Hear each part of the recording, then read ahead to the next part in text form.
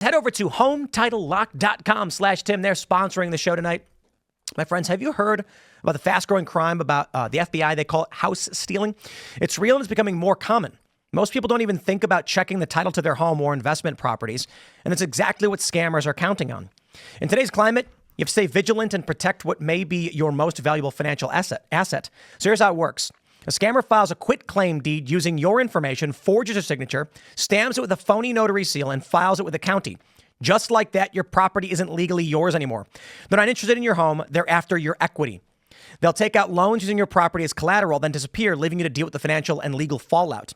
Take it seriously. That's why we trust Home Title Lock, protect your properties. They have the triple lock protection system, monitors your title 24/7, alerts you if there are any changes to your title, works fast to restore your title with no out-of-pocket costs.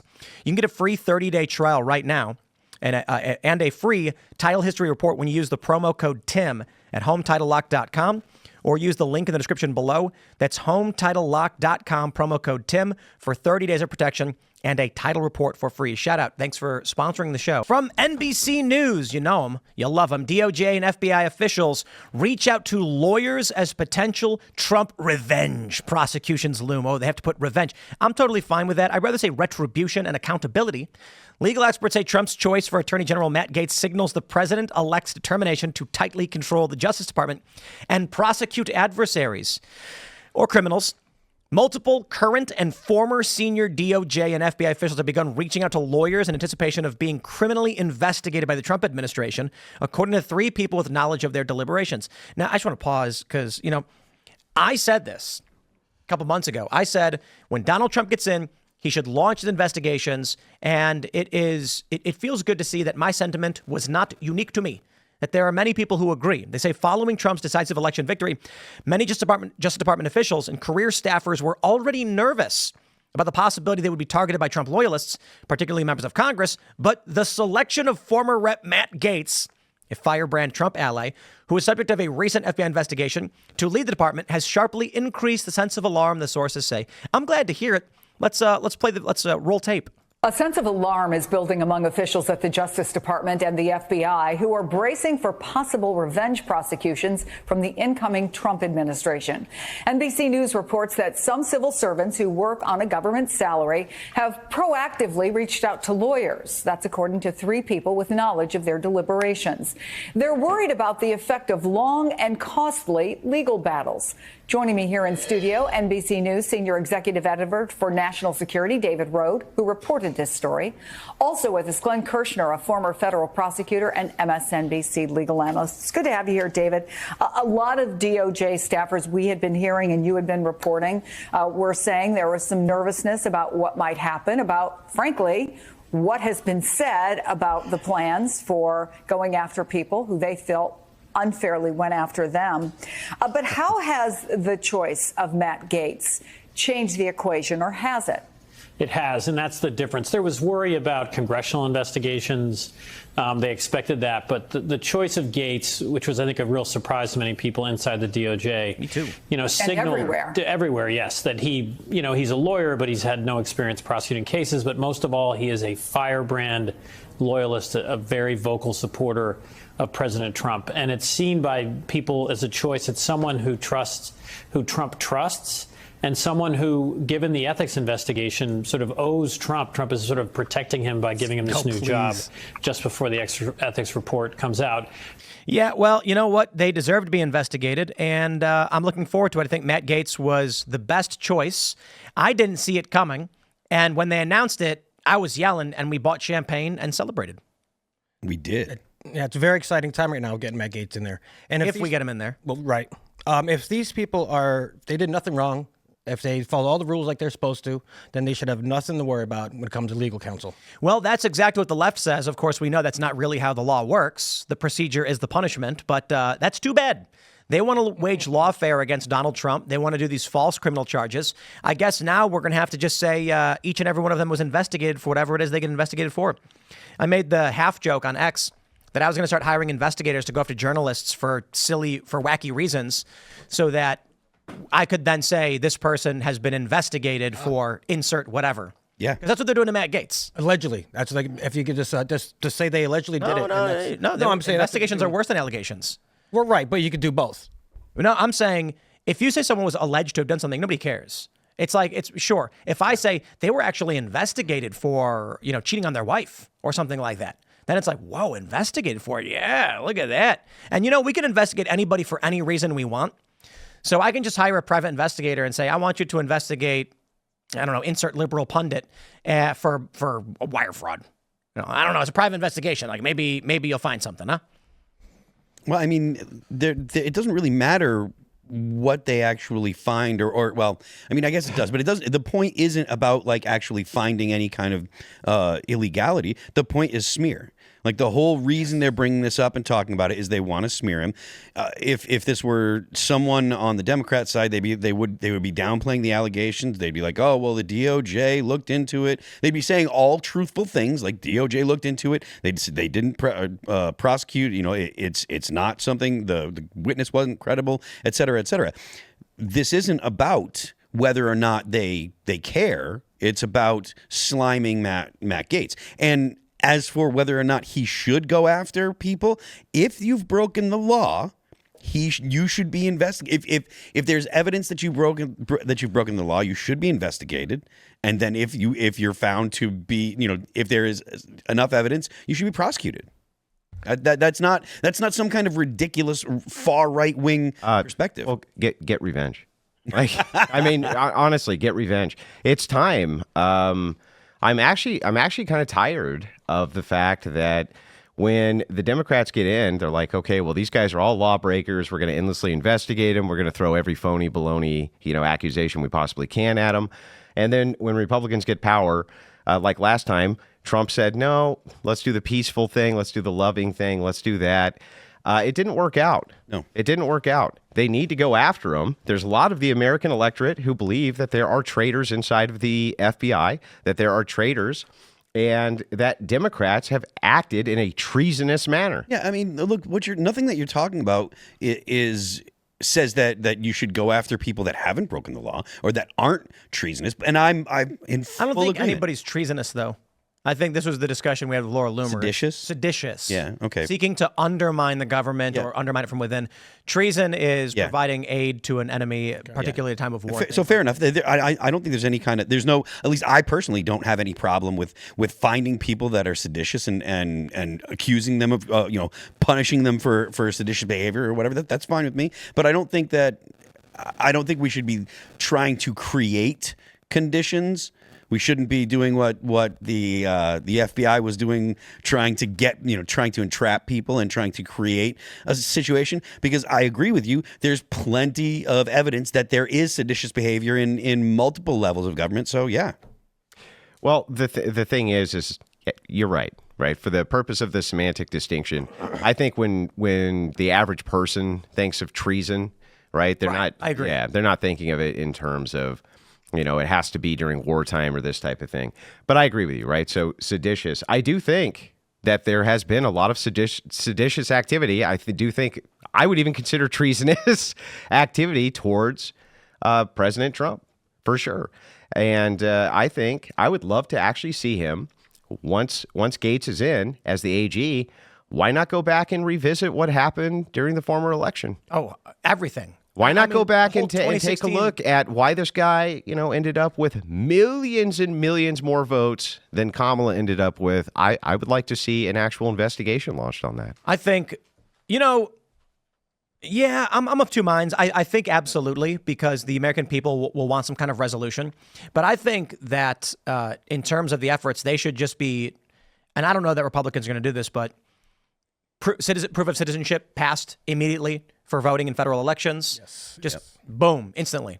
And mass deportations. I mean, that solves most of the problems. Mm-hmm. And then you need, so that's Trump in general, Republicans. But what Matt Gaetz can do, it's going to be tough. Going back and relitigating the 2020 election, all that stuff it's a heavy lift. And I lean towards we want answers. I am not of the opinion that there were servers and satellites and all that other conspiracy mumbo jumbo. I think that we experienced a standalone complex. I think many different people played a different role independent of themselves. But that being said, Matt Gaetz needs to launch civil rights, conspiracy against rights investigations into Georgia, Fani Willis, into Letitia James, into Alvin Bragg. He should be looking into what these states were doing with COVID, with the elderly patients who were put in the nursing homes and died. I want to see, first and foremost, Matt Gaetz go after New York. These fake felony charges should be investigated at the federal level, conspiracy against rights, the fake civil rights charge, the fake sexual abuse claims, that we cannot tolerate as a country. The fact that they're dropping these things, that Merchan is likely to drop them, or at the federal level they're dropping these charges. I mean, look at this. They're saying, oh, it's revenge. Matt Gaetz is going to go after these people. Jack Smith is dropping the investigations. They're walking away. The moment he gets elected, they're backing off. Merchan is expected to drop the charges in New York, even though he's already convicted because it was all fake. This country cannot survive unless we have a legal system that says you can't do that and you go to prison for breaking the law. Well, but don't you also, like, I would like to see the pardons of everybody involved in January 6th. Yes. I would like to see commutations and pardons. I would like to see them all, anybody who's still in jail, released. And yes, I do want the people who put them there investigated.